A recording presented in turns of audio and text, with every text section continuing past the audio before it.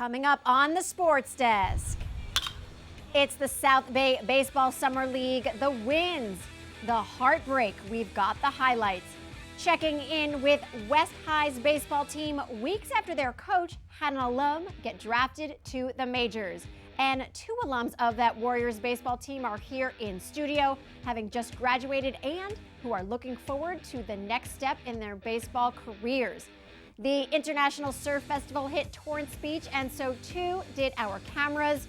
We are in the pool with the North High Aquatics team, on the field with South High's boys soccer squad, and on the court with the girls and boys basketball teams from Torrance High. Plus, esports and Fortnite lands on the Sports Desk. We'll tell you why. We've got the who, what, where, when, and how. Let's get things started right now.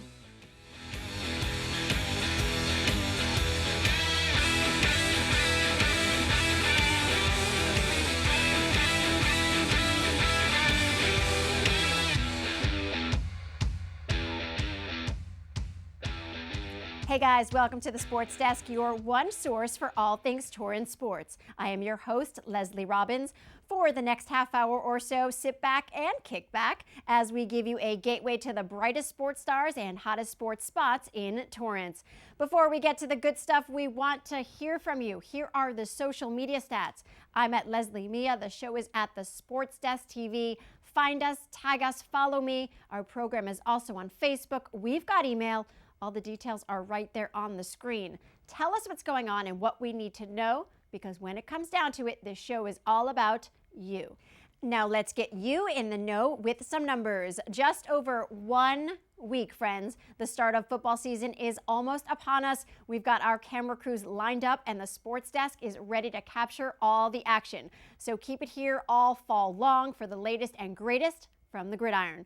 But in the meantime, all the other athletic programs have been putting in the work this summer, and the Sports Desk has been there. Like the South Bay Summer Baseball League recently wrapped up, and our boys brought the heat. The Torrance Tartars squared off against Banning High School in the quarterfinals, and here are all the plays you need to know. Banning started the game with a bang, crushing this leadoff double that had Torrance fans a little nervous. But our pitcher would respond with back-to-back strikeouts to strand a runner on third and prevent the Pilots from scoring. Impressive stuff from the Tartars early. And it only got better as Angel Gonzalez would drive in Andy Perez to give the Tartars a 1-0 lead in the first inning. Torrance would add another run in the second with this RBI single that made it a 2-0 lead heading into the third. Trouble here for the Tartars with runners on second and third, but Nico Petruccelli gets them out of the jam, throwing out the batter at first, and then Luke Richardson finishes the double play with the tag at third to end the inning. What an amazing play by the Tartars defense. 2 more RBIs for Angel Gonzalez and 2 more runs for Torrance here as the bases clearing double brings home the speedy AJ Gonzalez all the way from first, 4-0 Torrance. The Tartars would add another run later in the game and win by a final score of 5-2. Here's what the team had to say. Going into this game, I'm thinking single game elimination, so obviously we got to come out early and put up a couple runs, and our offense pulled through and we got it done in the beginning. We're young, but we're good. We got good talent on this team. We're a pretty good team together. We play together. We all know each other. We've played together before many times, so I feel pretty confident in us. Today's a lot of fun. We're playing in a summer league. It's pretty relaxed and casual. So we're getting everybody who's in town a chance to play some ball and get some at-bats and pitch and all that. A little less intense than the regular season, obviously, but it has its merits. I've really enjoyed this summer, and I've enjoyed getting to know the new guys that are up from the JV team and a couple kids from the Frost Off. You know, during the season with varsity, we're so focused on our varsity team that we watch the kids play for the younger team, but we don't have as many conversations as we would like. So this has been fun to get to know them and see their skills and get to know their personalities. To the semis we go, which was an exciting and well-played game with both South and Torrance battling back after each team scored. After 7 innings, the score remained tied at 4-all. The 8th was scoreless too, but in the top of the 9th, Torrance scored to go ahead 5-4. South faced elimination, but with a runner on, the Tartars' first baseman hit a home run over the right field fence to win 6-5 and send South to the championship game against Mira Costa. So here we go to the finals. Mira Costa got on the board first with a wild pitch that allowed a runner to score from third. Later in the inning, this sharply hit ball to center field would bring home a man from second base, making it an early 2-0 deficit for South. But South would respond in the second, capitalizing on this error by the catcher to get a run on their own. The next play, this well-executed bunt would bring a Spartan home from third to tie up the game 2-2. But South wasn't done yet, as Dawson Okoof would rip this ball to right field to bring home another run and give South a 3-2 lead. Mira Costa came right back the very next inning with this base hit that brought home a runner from second and tied the game 3 runs apiece. This impressive defensive play from South would end the inning and limit the damage to just 1 run. Then in the fourth, it was Okoof again for South with the go-ahead RBI, this time a deep flyout that would allow a runner to tag from third. Unfortunately, that would mark the end of the scoring for South, as Mira Costa would rattle off 4 more runs to win the game 7-4. Here's what South's coach had to say after the game. We came out and competed every single game and put ourselves in a position to come out here and play for the championship of the Summer League, and it was another great ball game. And difference was a catch or two out there that they made on us. So really great summer by our ball club, and now it's time to take some time off. Well said, Coach. The Warriors have been keeping their baseball field warm over the summer as well, as we recently saw when we crashed one of their practices. Basically have the freshmen out here getting some work in and taking some batting practice, enjoying the summer day, and nothing too serious and stuff for the most part, just letting them come out here and have some fun in the sun. Today was an offensive day, so we were just going to take some batting practice and work on our hitting. It's going pretty good. We don't have the full squad yet, but we have most of our guys, and it's looking pretty good. So I think once we get everyone back, we'll be even stronger than where we are right now. We all grew up playing baseball together. The chemistry is really strong. Like I said, we all grew up playing baseball, and we all hang around at school together, so it's really strong. We're a tight group of kids. Getting coached by Coach Cueva is really good because he knows all about baseball. He knows so much. He knows everything from pitching all the way to hitting, fielding, and everything. So you learn a lot from him, which is really good for us. Look out for us next season. We're going to be pretty strong.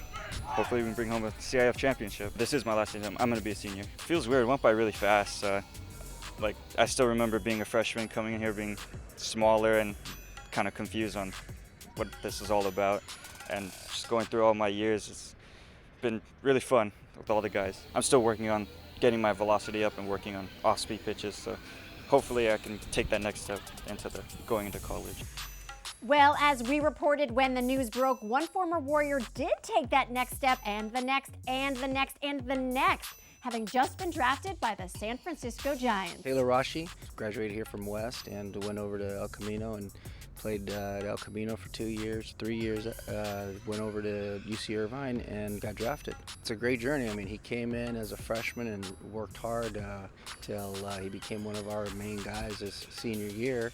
And from here, transferred on over to El Camino, went over to UC Irvine, and now he's a professional baseball player. These guys here that are with our program now, they feel like they're a part of something bigger. So it's, it's a great feeling for them, and it gives them something to aspire to, to basically do in the future. I remember I was talking to Coach Cueva about that, and he was telling me how, as a freshman, he didn't look like he would be a guy who would be a pro, but then he grew, worked hard all throughout high school and through college and all that. Now he got drafted, and that just shows the hard work that you put in, you can go anywhere. Dream big. Okay, coming up, more with the Warriors baseball team as 2 of its recent grads/starters are here in studio. Later, hitting the pool with the Saxons, the court with the Tartars, and the field with the Spartans. The International Surf Festival rides into Torrance Beach, plus Torrance has its very own esports superstar. Stay tuned. Label me. You know you want to. Don't be shy. You do it behind my back. So say it to my face. You don't know me. You know what I am? I'm a pitcher. I'm a striker. I'm a point guard. I'm a linebacker. I'm a setter. Shortstop. High jumper. Wrestler. Defender. Goalie. Student. Student athletes. That's who we are. Welcome back to the Sports Desk. Lesley Robins here. Joining me in studio, recent West High grads, former starting players on the Warriors baseball team, soon to be MIT ball players, brothers and twins, Kyle and Jake Sonandres. Welcome to the studio, boys. Great to have you here. Thank you. It's good to be here. Now, you guys are all geared up and ready to go, not wearing West High shirts, MIT shirts. Recent grads, like I just said, you're going to MIT. Congratulations on all of that, from graduation to school next year. Tell me how all this happened. Yeah, so really this started picking up last summer, the summer before our senior year. We were just going to baseball showcases, trying to get discovered by colleges because we ultimately wanted to play baseball in college. And it was kind of a freak thing. We were at this camp called the Stanford Camp. It was at Stanford University. And one of the coaches that we had came up to us. He said, "I have the perfect coach for you," because he knew we liked math and he knew we wanted to play baseball, obviously. And he said, MIT, I have the MIT coach coming to look at you next game. And so it was a night game, and it was a pretty big game because all the coaches came to watch us, and we both performed really well. And then we talked to the MIT coach, and it kind of just took off from there. And then we applied, and we got in. That's amazing. Was it your first choice? Was it kind of on the list? Others were on the list? Yeah. How'd that work out?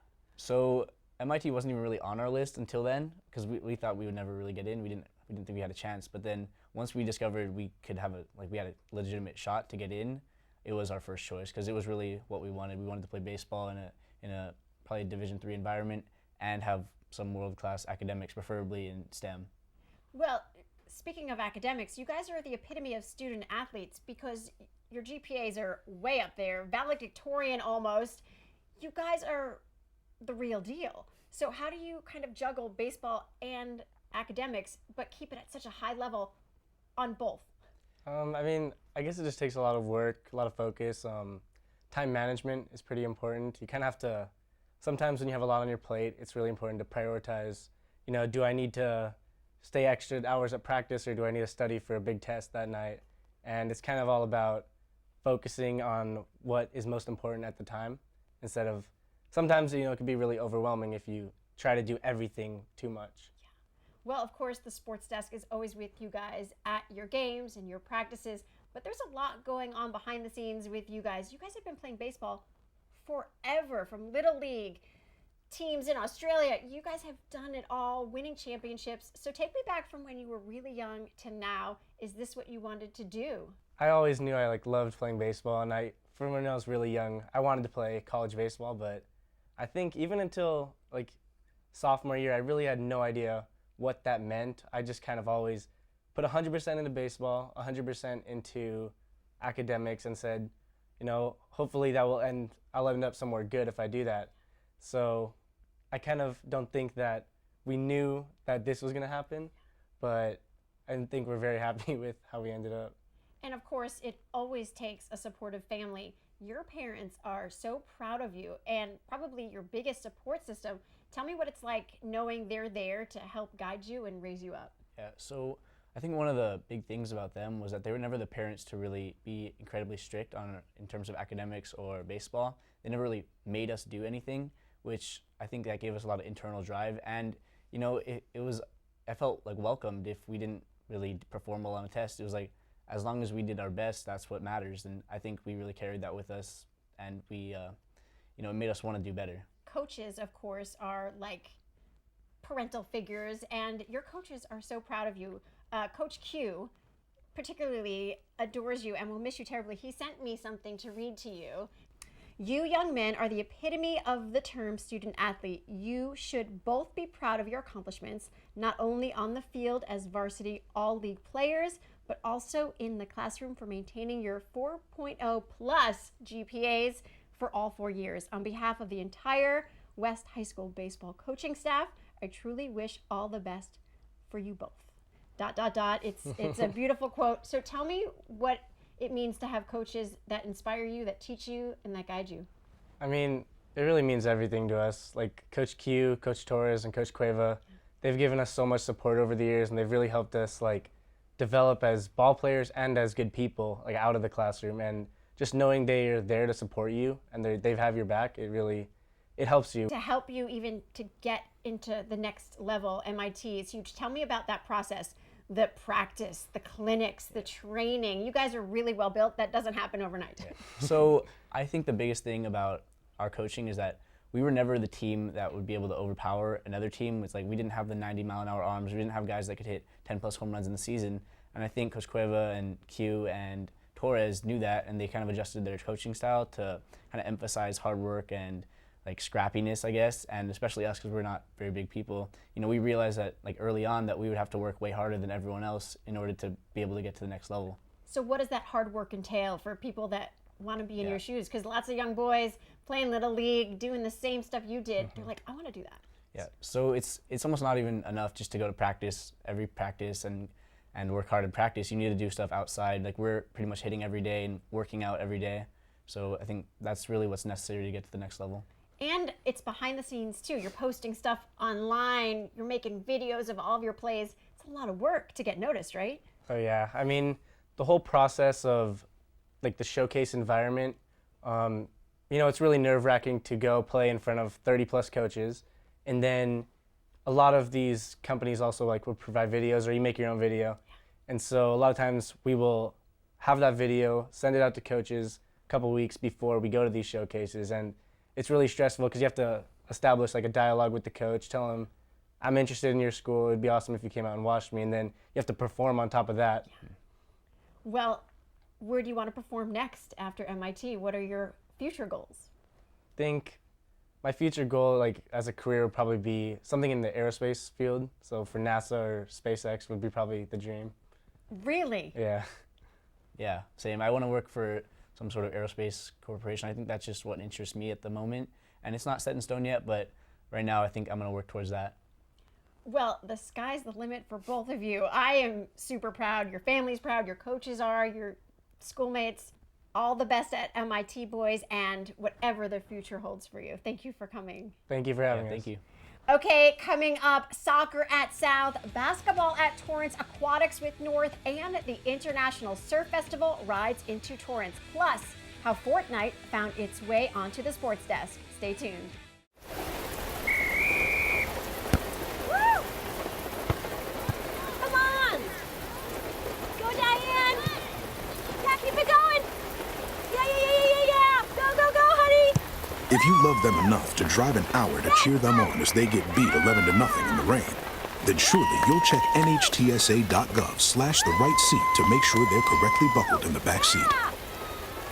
Throw that ball, Diane! Woo! You got this! Welcome back to the Sports Desk. Lesley Robins here. Making the rounds at our high schools has never been so much fun. Summer means not a ton of pressure, but knowing there is still lots of work to do. Starting with the boys soccer squad at South under head coach Chad Latterway, the Spartans are looking to stay on top of their game by bringing in some fresh freshmen, which is what they were doing when we stopped by. Last year, the team went 10-6-5 overall and 7-3 in league. Certainly numbers to be proud of. Playing at a high school level, it's like, it feels more like you're getting to like, you're building like chemistry with your team and stuff like that. So it's just really like good like with bonding with your team and stuff, because I never played for a school before. My expectations are just like improving with my skills and like just letting my coach know like that I'm gonna work so I can get to the highest level possible. What it's like to play at a high school level, it's a lot harder and different, and it's kind of more fun to play. We're here to get better and gain a relationship with our team. It's really fun, scrimmage a lot. What are my expectations? To get better, to make it to the next team possible. So like right now I'm a frosh, but I could go to varsity, JV, and then I could stay at varsity because it's the highest, and I could stay like varsity the whole high school, which is my goal. We have a lot of competition going on to see who can play more time, and I guess it just makes us play the best we can. Now to the hardwood at Torrance High, where Melanie Chacon catches up with the boys and girls in this offseason. As summer session wrapped up at Torrance High School, we talked with the girls basketball team about how it went. We played in a couple tournaments and we were in 2 summer leagues. Placed third in this last tournament that we were in, and fourth in the tournament before that. They're just playing with a little bit more confidence. I have 6 girls that are returning, and you can see the confidence in their play. In my opinion, our summer session went well. We worked really hard, and we had a lot of games, and we practiced every day. I feel like our team grew closer throughout the summer, and there was like 1 week when we had like a game every day of the week, so it was hard, but I think it'll be worth it. This year our summer session took a lot of commitment because our practices were in the middle of the day, and for each girl to come every day and go to our games afterwards, I think it took a lot of commitment and hard work, and I'm proud that each one of us came. Basically looking forward to season because it is my last season as a senior, and I really want it to be my best one. All of their dedication and hard work is certainly deserving of a little fun to end the summer. This weekend we're gonna have like a sleepover for like the end of the summer session. Meanwhile, the boys basketball team was grinding just as hard during their workouts. Our summer session has been a lot of work. It's been tiring, which is the goal going into this. We didn't want it to be easy because the easier it is, the more you know that you're going away from your goal, because getting to the top of league is a climb. So you know you're going the right direction if it hurts, if it's tiring. So we made sure that every day we were in the weight room and we'd come here, run at practice, and get our shots up. I think there's a saying, it goes like, you either get better or you get worse. So every day you have a choice to either put in the work and get better or do nothing and get worse. So I think what motivates us is the desire to succeed and fulfill our potential. It's been really competitive and hard because the coach is trying to fill spots in for next season, so everyone's competitive and everyone wants to make the team. If someone from the team out competes me, I try competing like harder back, and I try to just being the best I can. What I'm looking forward to most in season is spending time with my team and playing together. Our plan is in season is to make sure that we're a fast team. We've also worked a lot on fundamental skill work. Handling the ball for sure is a big one. We want all of our guys to make sure they're working on their ball handling and shooting, but really just trying to build that foundation in the summer is key for our program coming into the development into the season. The boys team has spent the past 2 months training and competing, learning from their new head coach as well as each other, all having one goal in mind. Our goal is to win league. That's always our goal. Our goal is to always be the best and to compete. I think what motivates us is winning league because, if we stay focused and play as a team, I think we can win. I think that the number one thing I'm looking forward to is coming out in our last game versus West, coming out to compete and looking to secure the league title in that final game. Then our cameras spent time with the North High Aquatics team at the Torrance Aquatic Center, where once again, it's all about showing the new kids how it's done.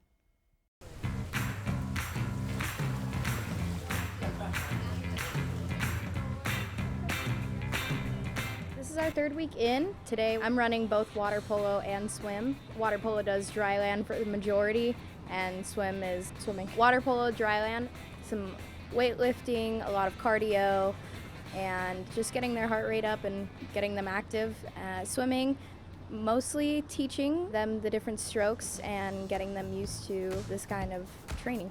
It's getting the freshmen in, getting them used to practices and understanding how high school competitive swim team works. This program is about 6 weeks, so we're about halfway there.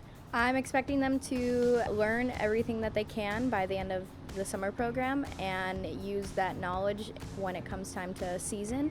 So water polo, we go straight into season for boys. Girls, they will try to learn as much as they can until November, and swim will use what they can and try to swim as much as they can during the school year, and then once swim season starts, they'll use their knowledge there. So this is our 2nd year of water polo having the program.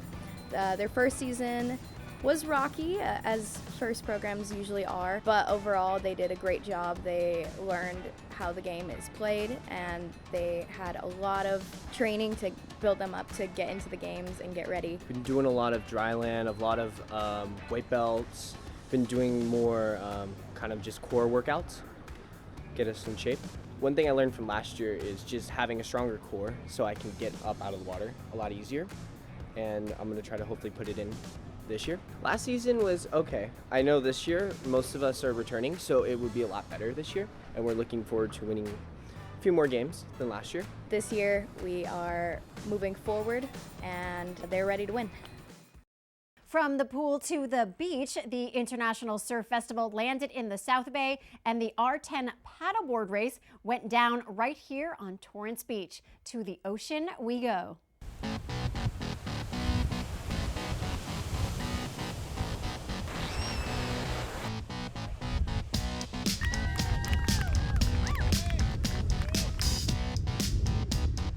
It's a great event. We go back to 1997, so it's one of the older races that we've had on the beach. And today we've got paddlers using unlimited boards, stock boards, 14 feet. And when I say unlimited, that's something about 18 feet. And those guys are paddling. They're using their hands either on their knees or their belly. And then we have a stand-up division as well, which those guys are on boards 12 feet, 6 inches. And those are all custom race boards, most of them. They're out there just battling for local glory. It's part of our culture here in the South Bay. You know, this is here at Torrance Beach. It's a great venue. A lot of us over the years, we use this race as a training race for the Catalina Classic. Some of the guys here today are doing the same thing. We've got the beautiful peninsula as a backdrop. This buoy, the R10 buoy, is significant because it's a classic training run that we all do. This is a 7-mile race, so it's a shorter distance. Catalina is the big one that everybody does in about 3 weeks. That's a 32-mile race. So this is almost a sprint compared to that. What most people do is they start training once the water starts warming up, early summer, just getting the distance in. When I say that, jumping on the board, going out on a Saturday morning and putting some mileage on the board and spending some time out in the ocean. You'll see the prone guys, as they call them, they either paddle on their belly or their knees and just all using the hands. And the stand-up paddlers, or SUPs, use actual paddle. And so they have a little assistance, and they typically are faster, probably compare stroke for stroke, but it also burns you out a lot faster that way. Think of this as kind of like training for a half marathon or something. First few paddlers will probably be about hour 15, hour 20 minutes. Those guys are training mostly for the longer distance, so this again is kind of just a sprint race for them. The people that, if this is their big race of the year, they're going to just be out there working out, getting a couple paddles in a week. A few people will come off the couch for this one, but they usually have a good base. And it's just all about building up that upper body strength and some endurance. And you've got to have enough in you to go the distance, and then just to be out in the elements for an hour or 2 hours. It's a great entry level, and also get some of the top competitors from around the world that show up every year for this one. I used to race it. I don't race any longer, but now I help my in-laws who own Riviera Mexican Grill put on the race. And it's my chance to give back to the paddling community. I won the race last year. Unfortunately, not able to paddle with all my friends out there, dealing with some injuries. But it's a great race, and super upset that I'm not out there with everyone. It's always a fun sight to see. These paddlers have been training since March. Getting up at 5, 6 in the morning, paddling before work. It's a whole summer of fun training with all your best friends. And this year's overall winner was a man named Scott Clausen from Seal Beach with a time of 1:21:45. And now this is where esports makes its SportsDesk debut. Congratulations to Ambassador High senior Shane Cotton, who took 3rd place in the Fortnite World Cup Solo in New York. The esports athlete, that's Shane on the left, posted on Instagram, took 3rd today and got a nice bronze llama. A few dollars too. Hashtag Fortnite World Cup. Good times. Congratulations. And here's Justin Thompson with a look at what's coming up on the next show. Hey Lesley, did you know that the sport of volleyball was actually invented at a YMCA back in 1895? Well, I'm here at the South Bay YMCA in Torrance to check in on their advanced volleyball classes. I'll have the story for you on next week's show. And on that note, we'll see you back here in 2 weeks. Really looking forward to seeing you then. Be sure to stay in touch on social media, Twitter, Instagram. I'm at Lesley Mia. The show is at the SportsDesk TV. Tag us, find us on Facebook, send us an email. Keep in touch and take us behind your scenes. For everyone here at the SportsDesk, I'm Lesley Robins. Thanks for watching.